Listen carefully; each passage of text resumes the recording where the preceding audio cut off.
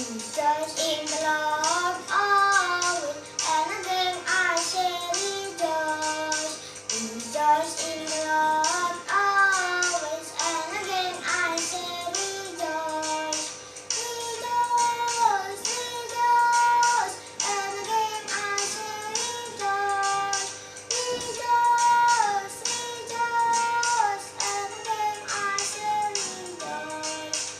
Rejoice in the Lord always, and again I say rejoice. Rejoice in the Lord always, and again I say rejoice. Rejoice, rejoice, and again I say rejoice. Rejoice, rejoice, and again I say rejoice. Rejoice, rejoice, and again I say rejoice. Rejoice, rejoice, and again I say rejoice. Halo, selamat pagi. Bagaimana kabar kalian hari ini? Miss harap kabar kalian baik-baik saja ya. Miss senang bisa membagikan motivasi kepada kalian. Semoga motivasi ini dapat bermanfaat untuk kalian ya. Nah, sebelum Miss akan membagikan, Miss akan pimpin terlebih dahulu di dalam doa. Kita bersatu dalam doa. Tuhan Allah Bapa Surgawi, Tuhan yang bertata di dalam kerajaan surga, terpujilah Engkau Bapa dari sekarang hingga selama-lamanya, karena begitu besar kasih dan setia yang telah Kau limpahkan kepada kami. Tuhan, sebentar kami akan mendengarkan sedikit renungan, sekiranya Engkau pimpin kami, curahkanlah Roh Kudus-Mu kepada kami, agar kami dapat mendengarkannya dengan baik. Terima kasih Tuhan, ampunkan dosa dan kesalahan kami, di dalam nama Tuhan Yesus kami berdoa dan mengucap syukur. Amin. Salah bergaul mau jadi apa? Nah, ini adalah salah satu motivasi yang akan Miss bagikan kepada kalian semua. Ayat yang Miss ambil terdapat di dalam Roma 12 ayat 2. Janganlah kamu serupa dengan dunia ini, tetapi berbuahlah dengan pembaharuan budimu, sehingga kamu dapat membedakan mana kehendak Allah, apa yang baik, yang berkenan kepada Allah, dan yang sempurna. Nah, siapa di sini yang gak punya teman? Siapa di sini yang tidak pernah bergaul dengan orang-orang yang ada di sekitar? Tentunya kita semua bergaul dengan orang-orang yang ada di sekitar kita. Nah, pergaulan hari ini itu bisa menjadi penentu di dalam kehidupan kita atau di masa depan kita. Oleh sebab itu, maka kita harus pandai bergaul kepada teman atau sahabat yang sudah kita pilih.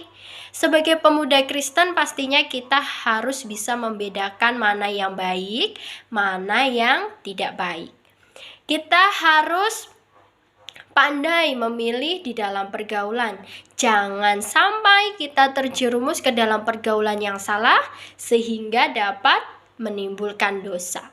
Nah, karena di usia muda atau di usia remaja kita saat ini, kita ini sedang menunjukkan jati diri kita kepada orang lain. Nah, karena pergaulan adalah salah satu faktor penentu sikap di usia remaja kita, maka kita harus membedakan mana yang baik, mana yang tidak baik. Kalau misalnya kita bergaul dengan orang-orang yang baik, maka kita juga akan menjadi baik. Kalau kita bergaul dengan orang yang buruk, maka keburukan akan menanti di masa depan kita.